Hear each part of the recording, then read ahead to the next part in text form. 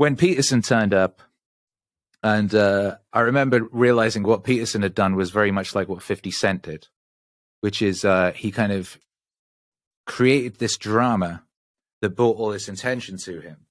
But then when people came in, there was this huge catalog of work, a whole world for them to get lost in. In 50 Cent's case, he gets shot at and causes problems, and then people go to him, and he's got all these mixtapes. He's got like fucking 10 mixtapes with 20 tracks each on them. You can go listen to that, and you can spend all week. And it's not just that he's got mixtapes, he's also got an extended group, and they've all got mixtapes. He's got a whole crew around him, right? So 50 Cent has a whole world. Once you're sort of bought in by the drama, he's got a whole world for you to get lost in. Peterson, drama, then you go look at him. He's got a YouTube channel with hundreds of hours of lectures going back to the fucking 90s, right? So, and they're really interesting. And he's talking about like fucking Harry Potter, and he's talking about Lord of the Rings, and he's talking about people on cars doing cocaine or whatever the fuck. He's talking about rats and all sorts of weird shit. So you can just get lost in this world, you know? And Meaning Wave is getting to the point now where it's this massive world you can get lost in. There's over 500 songs at this point. And if you were to just discover Meaning Wave this week, well, you're saying, you're like, where the fuck do you start? You have this massive world to go and get lost in. And that's very exciting. And that's what we all need to be doing, is building worlds for people to get lost in. Because that's what people like. That's why people like Lord of the Rings. That's why people like Star Wars. People like worlds to get lost in. Do you think Peterson intentionally created that drama?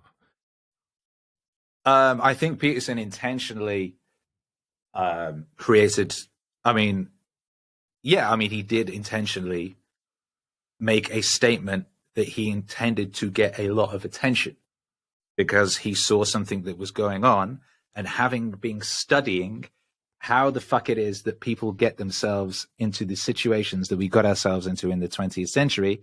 He'd been studying that for decades. Like I was saying, part of what I was doing was, actually, I don't know if I said this point, but the point being was like, here's me not having enough wisdom to talk about certain things, but then here's this guy who's been studying this one thing for fucking 30, 40 years. That's the person whose voice should be expressing these ideas.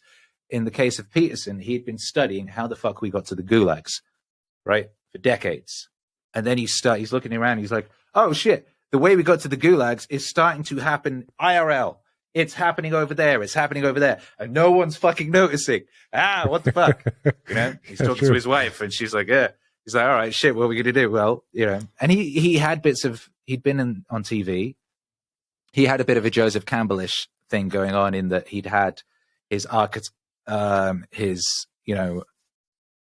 lectures about stories and the nature of stories and things of that nature. You know, he had a bit of a public profile, so he could go on the news and say a thing. He could make a video, and a few people would watch it, and it would become a bit of a thing. So he did. So yes, he did do it deliberately.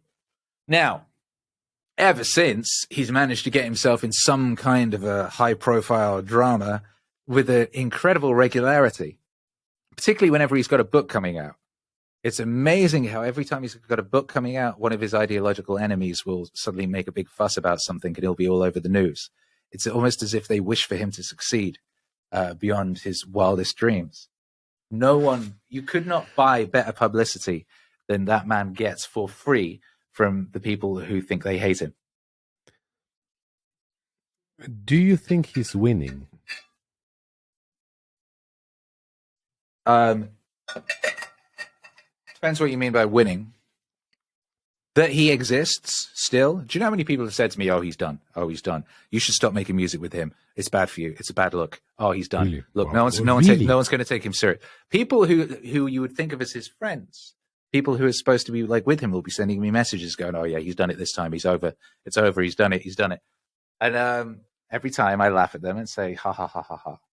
Ha, ha, ha, ha, ha. We shall see. I don't think so. And every time he survives and he comes back stronger than, more powerful than ever. Everything they do to try and hurt him only adds to his powers. Even when they thought they fucking fully taken him out of the game and he was in hospital and shit, he came back even more fucking powerful as Peterson the White. You know what I mean? Yet, like with the fucking with the new hair and the beard and everything, and the new fucking look in the eye. Yeah. And Yeah.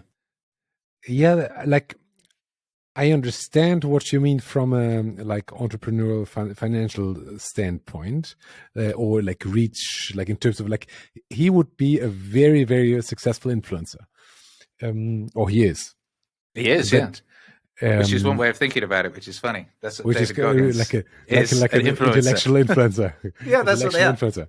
That's what Um, he is. yeah, but the like everything's got a price, right? So like I went to a show a couple of weeks ago in Berlin, Mm, and it's like I was amazed, like from numerous points of view, but I was especially amazed by the actual hatred which was there. There was like an Antifa protesting. There was mm, newspaper articles which were like so incredibly one-sided that they like mm, I thought it's a freaking joke. mm-hmm. And like it's I mean, I don't think that this hate kind of passes by him. And like being there in the auditorium and like I really admire Peterson. Like I used to have like a picture of him in my freaking living room. So like Akira Peterson, I'm not as close to like actually having a tattoo done. I don't think that's the proper idea. But and I was actually shocked how um on how the pressure from all these sides has shaped him. Mm. And like he appeared to be like he's I think 60 or something, and to me like he could have been like 70 or even older. And he's actually I think like I googled it, like 5 years older than Joe Rogan.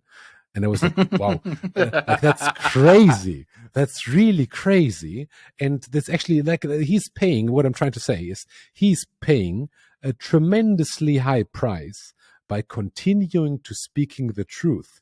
And I believe, or what he believes is the truth, obviously.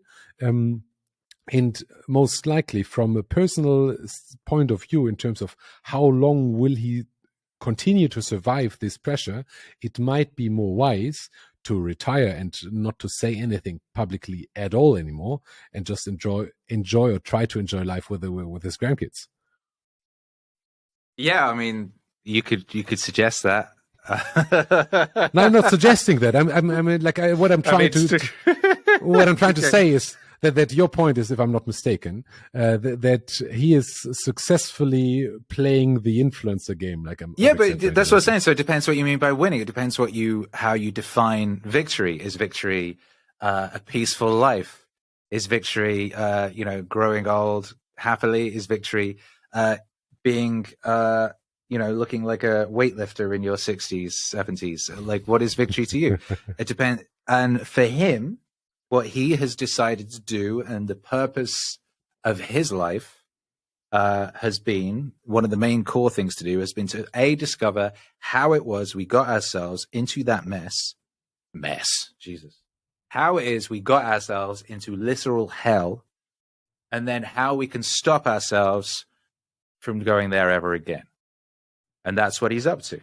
And he'll oscillate between what seems to be the best way of getting the message out and making people aware, and is this causing too many problems or creating too much negativity, and is the negativity is creating outweighing the good that's been created by people being aware of what's going on and people taking responsibility and this, that, and the other. And he's constantly in this push and pull thing internally, and in then what he actually practically does.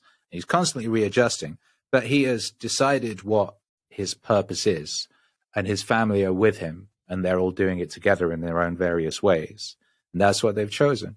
And I'm very proud of them. And it's incredible, because having been a part of it in a way, and having seen the incredible, as you were saying, the intensity of the hatred that is put upon this individual, who is just an individual like anyone else, and he doesn't spend that much time in the gym. So like he's not like his Jocko. You feel like Jocko, all right, you could chuck a tank at that motherfucker, and he's like, yeah, what? Yeah. You know what I mean? Yeah. Whereas Peterson spent a lot of time in the library, you know what I mean? A lot of time indoors. He didn't get as much sun as as he's not out there on a fucking surfboard every morning. You know what I mean? So like you were saying, he's physically, it's taken its toll on him over these past few years.